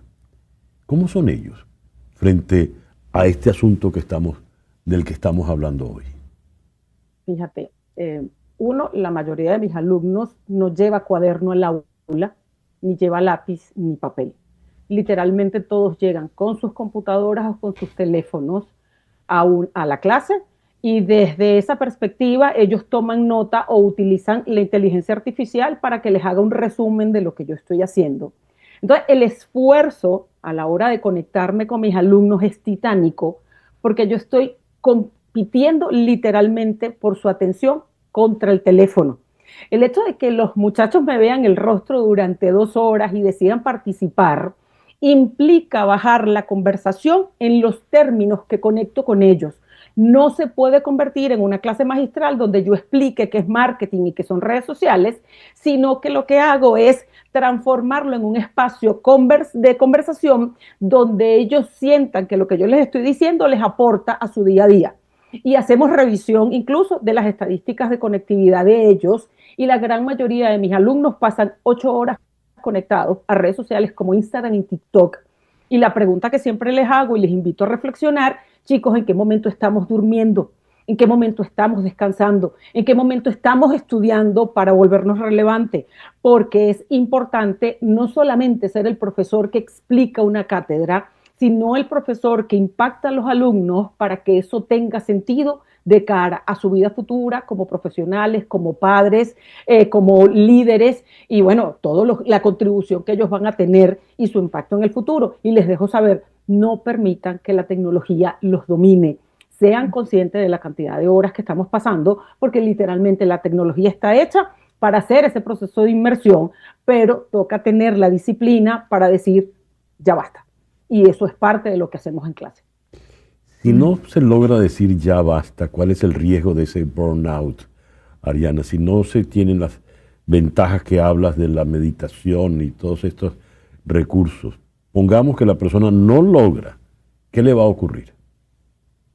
Mira, el burnout no ocurre de repente, no es que yo de repente estoy bien y un día me quemé, eso no pasa así, ¿ok? Nosotros empezamos a tener señales, este, por ejemplo, cuando estamos muy agotados, nos despertamos cansados, no tenemos sueño profundo, empezamos después a sentir desconexión con las personas, irritabilidad, pérdida de sentido, hasta que llega un momento que definitivamente esta tanta productividad que queríamos se apaga, ¿ok? Ya no somos capaces de ser productivos, por eso se llama el fenómeno de que nos hemos quemado, ¿ok? Ujú. Ahora bien, ¿tiene algunas consecuencias irreversibles? Sí, porque definitivamente el estado de distracción permanente por un exceso de hacer afecta el fenómeno de la neuroplasticidad, Porque ¿cómo aprende el cerebro? Por recurrencia con periodos de descanso. ¿Ok? Yo trabajé con Luis Alberto Machado, tuve la fortuna, no cuando él era ministro, porque tenía 8 años yo, pero sí un proyecto educativo interesantísimo en Ajá. 350 escuelas públicas. Y yo con Luis Alberto aprendí, ¿ok? Que así como cuando uno va al gimnasio y hace una repetición y te dicen descansa, para que el cuerpo, no solamente para que descanse físicamente, el cuerpo y el cerebro necesitan procesar y asimilar lo que tú acabas de hacer para integrarlo. Lo mismo ocurre con el aprendizaje, lo mismo ocurre con la productividad. Entonces, ¿qué ocurre? Puede tener consecuencias irreversibles. Obviamente, a nivel afectivo nos llevamos muchas cosas por delante y definitivamente puede afectar nuestra capacidad de foco, de concentración y de aprendizaje. Entonces, mucho cuidado porque el cerebro no está diseñado para el multitask ni el task switch, cambiar permanentemente de tarea. En eso coincidimos con ese cerebro del hombre de la revolución industrial y de las cavernas. Nuestro cerebro ha cambiado muy poco en ese sentido. ¿Ok? Entonces, ahí la invitación también es a tener mucho cuidado. Yo hace 1000 años en una empresa dirigí un proyecto de multifuncionalidad que es diferente a multitarea.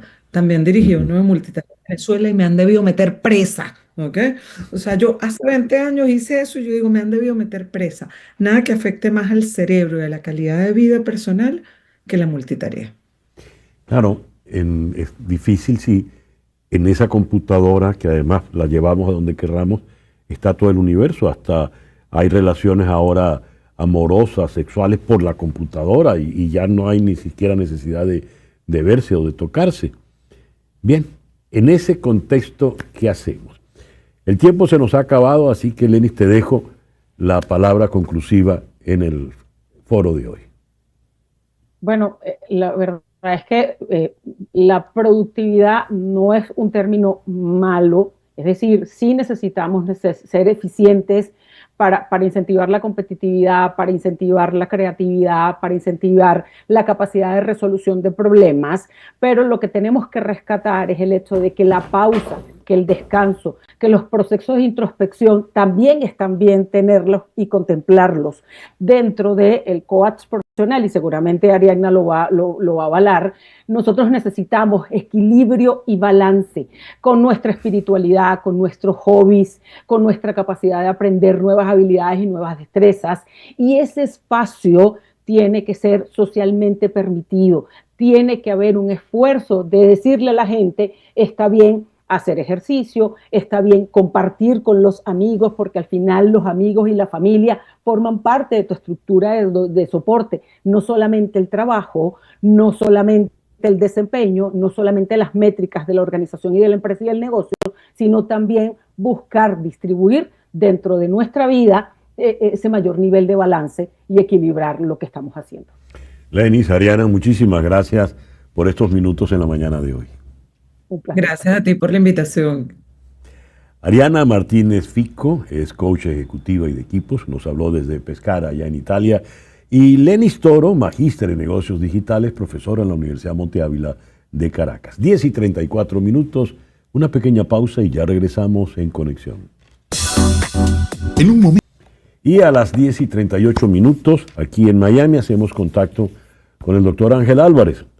Ángel Álvarez es abogado de inmigración. Ángel, muy buenos días, muchísimas gracias por atendernos en la mañana de hoy. Buenos días, César, ¿cómo estás? Ángel, ¿en qué estado está el TPS? Como diría en esa vieja expresión caraqueña, el TPS de mis tormentos.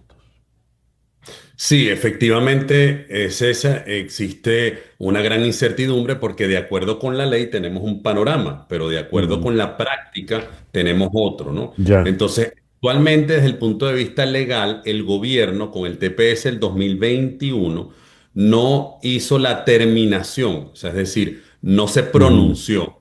Cuando no se pronuncia, se entiende por la ley que se prorroga automáticamente. ¿Cuál es el problema?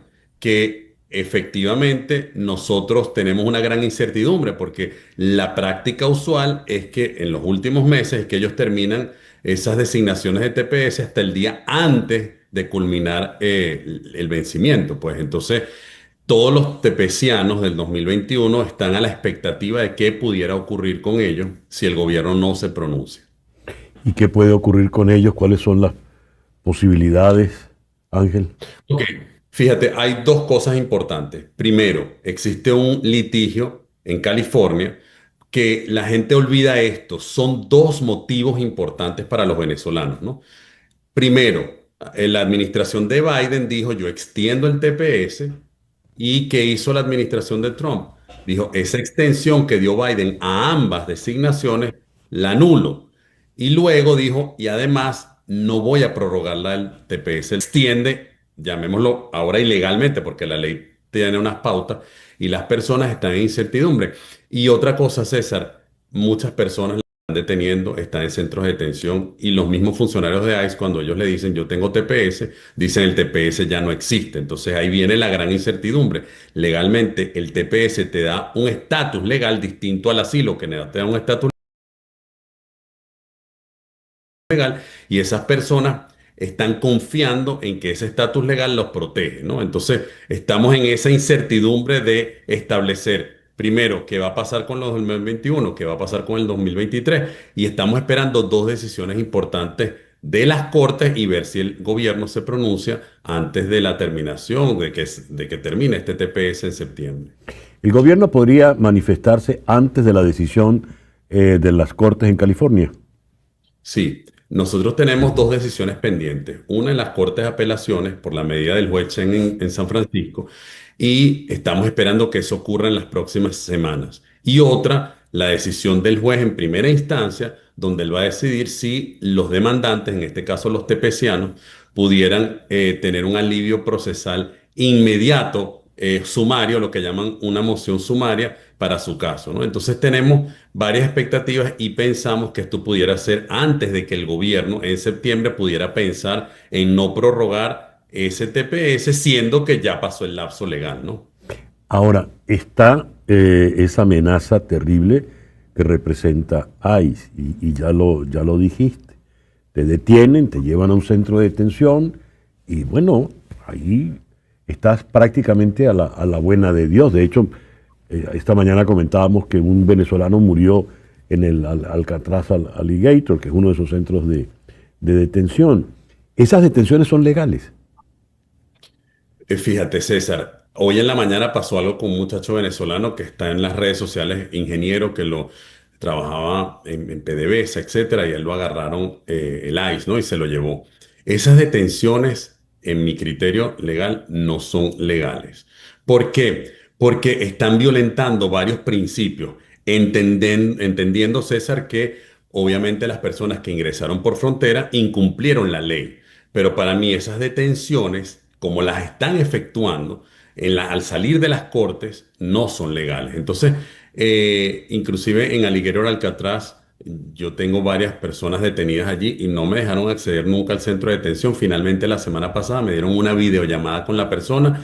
Al terminar la videollamada, lo transfirieron a Luisiana. Es decir, no entendemos cuál es la estrategia actual del gobierno. ¿Por qué no te dejaron ver a tus clientes? No están dejando a ningún abogado ir a Alligator Alcatraz y todas las personas por la Constitución de los Estados Unidos tienen el derecho a la asistencia de un abogado. Claro. Y obviamente esas llamadas, video, por más de que son privadas por la ley, obviamente pueden ser monitoreadas de alguna manera y eso es lo que a las personas le da miedo. Entonces no te dejan entrar, no hay un sitio para que el abogado pueda sentarse con su cliente como en todos los centros de detención de inmigración de Estados Unidos. Y simplemente después de muchas semanas me dieron el derecho a verlo por video y se lo llevaron inmediatamente para Luisiana al día siguiente. ¿Y en qué condiciones está en Luisiana?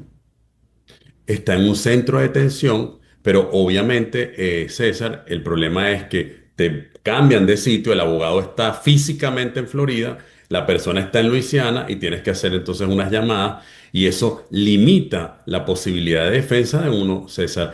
Y lo peor es que todas esas personas también que están en las cortes de inmigración, que les cierran sus procesos, están en una incertidumbre porque te cierran el proceso, tienes que apelar y te van a tener detenido hasta que una decisión de la Corte de Apelaciones sea decidida y esa persona no puede hacer absolutamente nada. Ya. Acaban de cambiar la política, ¿no? ¿Cuándo termina esa incertidumbre? formalmente, ¿cómo la podríamos acabar?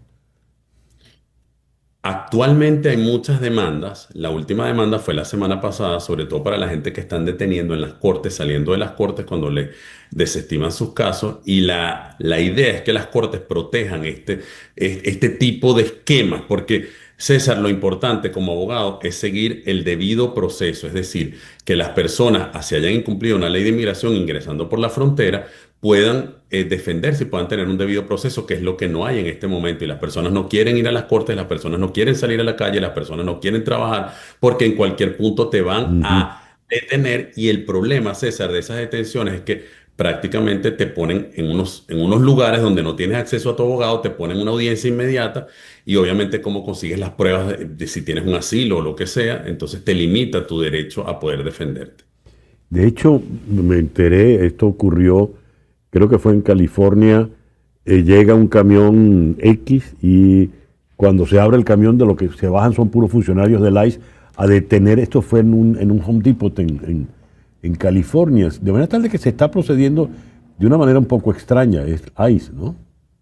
Y además, César, hay una corte federal protegió en esa zona que no puedan haber detenciones por discriminación racial. Entonces, hacer eso y llevarse, eso pasó ayer, están violentando además una decisión que ya había sido tomada por una corte federal. Pero el problema, César, es que no solo es lo que está pasando ahora, sino lo que va a pasar luego cuando ya tengas muchos más agentes de ICE, donde les están dando unos incentivos por detener personas económicos, como lo hemos visto por distintos medios, y esas personas van a seguir con esto. Y la idea, entiendo yo, primero fueron por los criminales, que está bien, pero después fueron contra cualquier persona que ingresó por la frontera. ¿Y qué va a venir después? Porque tienen unas cuotas diarias de detención y por eso están deteniendo de todo tipo de personas en todas partes de Estados Unidos. Ángel, muchas gracias por estos minutos en el programa de hoy. Ángel Álvarez es abogado de inmigración aquí en Miami. Son las 10:47. ¿Imaginas que un modelo de inteligencia artificial pueda realizar en horas lo que a un humano le tomaría un mes? Esa ya no es una idea futurista, es la velocidad del presente. Según el informe de la revista IEEE Spectrum, los modelos grandes de lenguaje, LLMs, están mejorando a un ritmo exponencial, duplicando su capacidad cada 7 meses. Esto significa que para 2030 los sistemas más avanzados podrían completar tareas complejas con una fiabilidad del 50% en apenas días o incluso horas. Un trabajo que hoy requeriría 167 horas de trabajo humano, por ejemplo. El equipo de investigación METR, Model Evaluation and Threat Research, basado en Berkeley, desarrolló una nueva métrica llamada Horizonte de Tiempo de Finalización de Tareas, que mide cuánto tardaría un humano en completar una tarea que un LLM puede ejecutar en forma autónoma. La gráfica de crecimiento observada muestra una curva ascendente constante que no cede. Tareas como escribir una novela, arrancar una empresa o mejorar otro modelo de LLM podrían ser posibles gracias a esta aceleración. Los sistemas LLM están transformando áreas tan diversas como redacción de contenido, asistencia médica, ingeniería, atención al cliente, pero su expansión plantea incógnitas. ¿Quién regula esta tecnología? ¿Cómo se evita el uso indebido de esta tecnología? 10:48 de la mañana. 80 años del estallido de la primera bomba atómica que ocurrió en Hiroshima el 6 de agosto de 1945. Vamos a conversar con Carlos Umaña, Premio Nobel de la Paz 2017, miembro de la Junta Directiva de la Asociación Internacional de Médicos para la Prevención de la Guerra Nuclear. Vamos a conversar con él en San José de Costa Rica. Carlos, muy buenos días. Muchísimas gracias por atendernos de nuevo acá en el programa. Hola, ¿qué tal, César? Es un gusto estar por acá otra vez. 80 años después, ¿cómo estamos en el mundo ante ese riesgo nuclear? Bueno, han sido unos 80 años muy interesantes, pero justamente en el 2025, según el Boletín de Científicos Atómicos, estamos en el riesgo más alto de la historia de una guerra nuclear a gran escala, según lo califican en el reloj del apocalipsis, que para este año está en menos 89 segundos hacia la medianoche. ¿Cómo funciona ese reloj, Carlos, por favor? Porque menos 89 segundos suena ya. Suena ya, ¿verdad? Es el reloj, bueno, para explicarlo un poquito, es un reloj simbólico, es un mecanismo didáctico que se les ocurrió a estos científicos para explicarle al mundo cuál era el riesgo de una destrucción del mundo como lo conocemos en manos humanas, un riesgo que no existía previo a 1945. Entonces, la medianoche es esa destrucción y las manecillas se mueven, se acercan o se alejan según qué tan lejos estamos del riesgo, ¿verdad? Es una forma de explicar qué tan cerca o qué tan lejos. No es un tiempo literalmente, ¿verdad? No es que van a pasar 89 segundos y algo pasa, ¿verdad? Sino que estamos muy cerca actualmente. Para ponerlo en contexto, en la crisis de los misiles en Cuba, donde todo el mundo vaticinaba una guerra nuclear a gran escala, el reloj estuvo a menos 12 minutos. eh, Pasaron varias cosas, el riesgo bajó, luego volvió a subir en los 80, que estuvo a menos 3 minutos, pero con la caída del muro de Berlín, cuando terminó la Guerra Fría, llegó a estar a menos 17 minutos. Sin embargo, el mundo que antes era bipolar, que antes eran dos bloques que se enfrentaban entre sí, ahora pues ha cambiado y ahora es un mundo pues con muchos retos y actualmente varios riesgos se han unido para dar este riesgo global. Que cuando hablamos de riesgo no solamente hablamos de la probabilidad, eso es importante considerarlo, no solamente la probabilidad de que se dé una guerra nuclear a gran escala, sino también consideramos el impacto. A ver, ¿por qué el riesgo ha crecido tanto como para que en ese reloj sean solo 89 segundos para la medianoche? Bueno, a grandes rasgos, el Boletín de Científicos Atómicos lo que considera son tres factores. El primero es el deterioro en el orden mundial, ¿verdad? Ahí tomamos en cuenta entonces eh, el irrespeto por el derecho internacional y la ligereza con la que los líderes de los estados nucleares hacen amenazas con utilizar sus arsenales nucleares. Eso está como en el primer factor. Y el segundo factor, muy importantemente, es la crisis climática. Y la crisis climática conlleva un potencial de generar y agravar conflictos bélicos por recursos, por territorio, etc. Y el tercer factor, el que quizás volatiliza más la situación, es la alta y creciente dependencia en sistemas automatizados, incluidas las tecnologías emergentes como la que estabas mencionando ahora, que es la inteligencia artificial. Resulta que ha habido muchísimos accidentes con las armas nucleares. Solamente en Estados Unidos se han documentado, gracias a la Freedom of Information Act, a la Ley de la Libertad de Información, se han documentado más de 1.000 accidentes con los arsenales nucleares y hemos estado públicamente, lo que sabemos, en 6 ocasiones a punto de una guerra nuclear a gran escala por accidentes o por malos entendidos. Porque estos sistemas automatizados generan una creciente o una mayor probabilidad de errores técnicos y errores humanos o incluso ciberterrorismo. Entonces, sí, claro, esto. 6 accidentes, Carlos. 6 momentos, por ejemplo, Estados Unidos y la Unión Soviética antes y ahora Rusia tienen una política, en inglés se llama Launch on Warning, en español es lanzamiento bajo advertencia.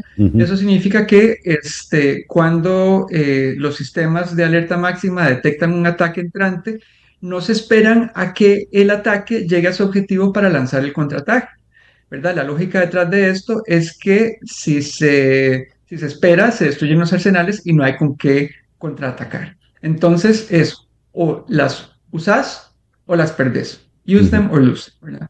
Entonces, si estamos hablando de los misiles balísticos intercontinentales que pueden tardar 20 minutos en atravesar medio mundo, esta decisión se tiene que tomar en 6 minutos. 6 minutos desde que se detecta el ataque entrante, se tiene que determinar si es una alarma falsa o no. Se tiene que determinar si se va a hacer un contraataque, hacia cuáles blancos y con cuáles misiles. 6 minutos, ¿verdad? Y pasó, por ejemplo, en 1983, un caso muy famoso, que los satélites soviéticos detectaron, o sea, confundieron un destello solar con un ataque entrante. Y un general dijo, no, me la voy a jugar, esto es una falsa alarma. Y se la jugó y resultó ser una falsa alarma. Pero o sea, si hay alguien con esa intuición y con esa claridad de pensamiento, no podemos pensar Ya. en que esa vaya a ser la situación todas las veces, y especialmente en un contexto en el que hay amenazas nucleares explícitas, en el que hay conflictos bélicos, en el que se cruzan varias líneas rojas, es que haya malos cálculos, malos entendidos, es muchísimo más fácil. Produce escalofrío esa anécdota que acabas de contar, es como de película, pero en la vida real. Y agrava todo esto, Carlos, la proliferación de países con arsenal nuclear, ¿no? Por supuesto, ¿verdad? No solamente la proliferación, porque cuando hablamos de proliferación, ¿verdad? Que haya más países con armas nucleares, eh, eh, bueno, esa es la proliferación de países, ¿verdad? La proliferación nuclear, pero también hablamos de lo que es la proliferación vertical, ¿verdad? En el sentido, imaginámonos verticales, que los países vayan acumulando sus arsenales y sus gastos nucleares. Es algo que ha venido ocurriendo ya desde hace tiempo. Y luego también la proliferación tecnológica, que es los avances en torno a las armas nucleares, que esto va en contra del espíritu del Tratado de No Proliferación Nuclear, que ese tratado lo han firmado la mayoría de los países del mundo, ¿verdad? Ahora estamos en riesgo, bueno, con lo que ocurrió este año, hace unas semanas en Irán. Mucha gente de que Irán se convierta en el 10º país nuclear. Sí. Esperemos que no, ¿verdad? Esperemos que Irán se vaya por la vía diplomática, pero el mensaje que se le está dando al mundo de parte de los países nucleares, en especial de parte de Irán, perdón, de Estados Unidos y de Israel, que ambos son países nucleares, es que si uno no tiene armas nucleares es susceptible a ser atacado. Ese es un mensaje muy, muy peligroso que puede generar Ujú. una proliferación, ¿verdad? Que es el Sí. mismo mensaje que envía Rusia al atacar a Ucrania, y que varios miembros de la OTAN, que son limítrofes con Rusia, están ahora preocupados y quieren tener una relación más directa con las armas nucleares. Carlos, muchísimas gracias por estos minutos en la mañana de hoy. Muchísimas gracias por recibirme, César. Y eso es, para terminar, es muy importante entonces condenar las armas nucleares y la abolición nuclear, que fue el elemento que nos faltó en los 90. Así que informarse, condenarlas y Eliminar. buscar una prohibición universal de las armas nucleares, que es lo que hace falta. Así será. Carlos Umaña es Premio Nobel de la Paz 2017, miembro de la Junta Directiva Internacional de ICAN, la campaña internacional para la abolición de las armas nucleares. Nos habló desde San José de Costa Rica. Son las 10:58. Este viernes en Conexión se ha desatado la guerra de los aranceles. ¿Cuáles son las reacciones en el mundo? ¿De qué manera nos va a afectar a nosotros en nuestro bolsillo diario? Este viernes en Conexión. Gracias pues por permitirnos estar allí. Tengan todos el mejor día posible.